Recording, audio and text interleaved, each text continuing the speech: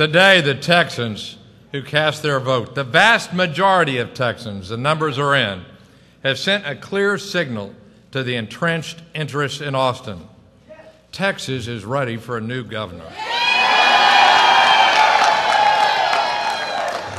Texans deserve a new governor who's more interested in the future of Texans than his own political future. Texans deserve a new governor who's more interested in the jobs of Texans than in preserving his own job. Texans deserve a new governor who will work harder to keep kids in school than he will just to keep running for office every single election, right? Isn't that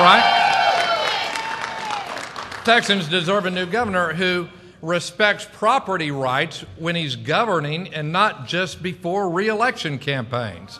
We deserve that in Texas. Look, as a nonpartisan mayor, I have a track record of accountability and squeezing the most out of taxpayers' dollars. We need that in Austin right now. My family goes back, way back, generations in Texas. They settled this state when we were just a frontier.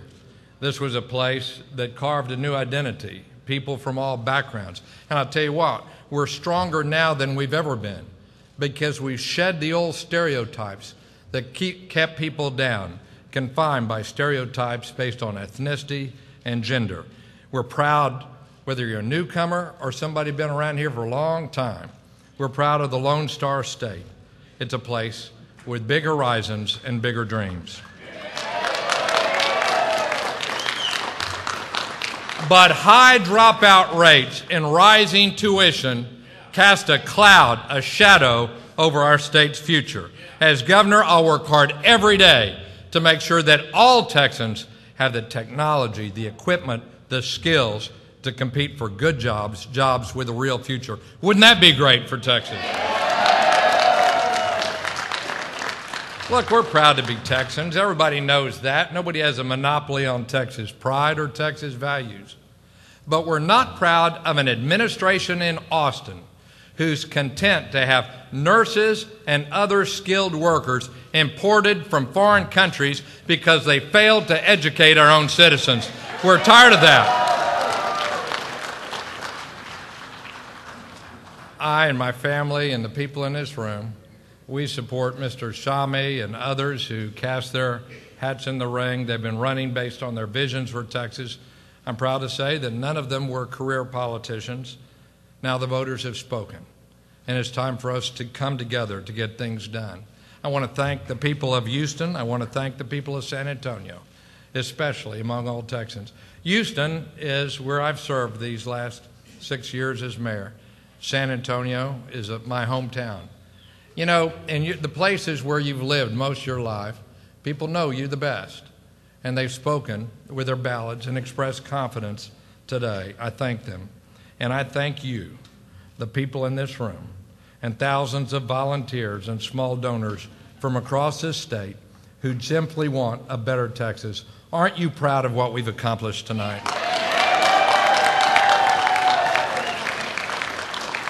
Andrea and I and our family, we respect and we honor the hardworking staff and volunteers who've been part of this team, but our work is not through.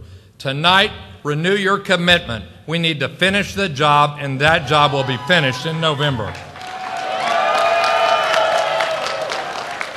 Now a special word to those who've challenged Rick Perry in the other primary.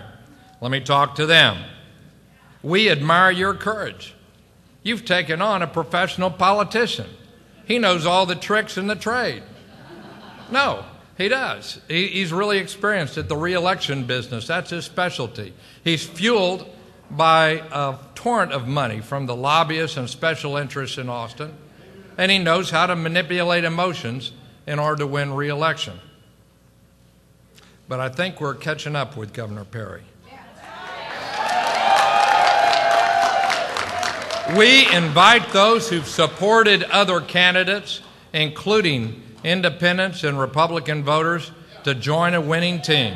On this team, all are welcome. Here's our basic core values. See if this makes sense. We are committed to honesty and integrity in government. Isn't that right? We're committed to competence, and we consider that to be a Texas value too. We are committed to decentralized government, and we understand that cities, counties, and school districts are often closer to the people than are the people in Austin. And we believe in accountable government, and it's time we returned accountability to Austin, don't you think? When I'm governor, all Texans, urban and rural, Democrat, Republican, and Independent, will be at the table when decisions are made. And I'll tell you what, we need your help in making sure we have that inclusive brand of leadership. Let me tell you what this election is about. Governor Perry likes to divide the state into red state and blue states. You know, blue, red and blue. One group versus another. Let me tell you what leadership is. Leadership is bringing people together on common ground so our state can move forward. That's what we're going to do in this election. Now, let me tell you this.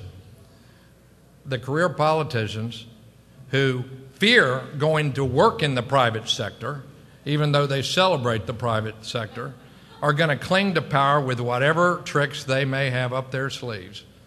But we've seen them before. And is it okay if I give you a preview of them right now? Is that okay? This is what you can expect. Rick Perry and his consultants and his insiders will take credit for all the good times in Texas. They say that they'll create jobs. They've created jobs that, in fact, have been created by a lot of businesses in the state. They don't mind taking credit for somebody else's work. But they won't take responsibility for the fact that today there's almost 1 million Texans who are unemployed, and that's an all-time record number in our state. We need to do something about that. We need a governor who'll take responsibility for the unemployment in this state.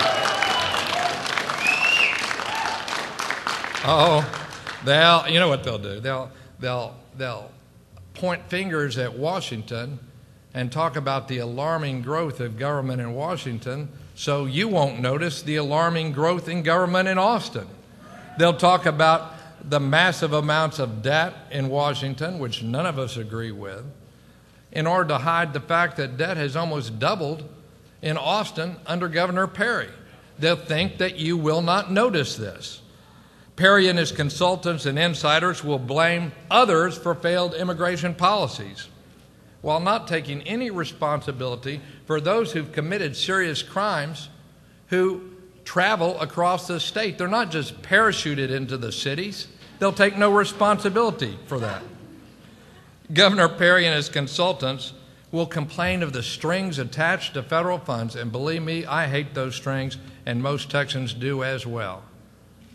But they'll try to emphasize that rather than telling you about the fact that year after year, every school district, every county, every city in this state has had more and more unfunded mandates and requirements piled on them in Austin. That's not right. That's not fair. We need to return local government to local citizens.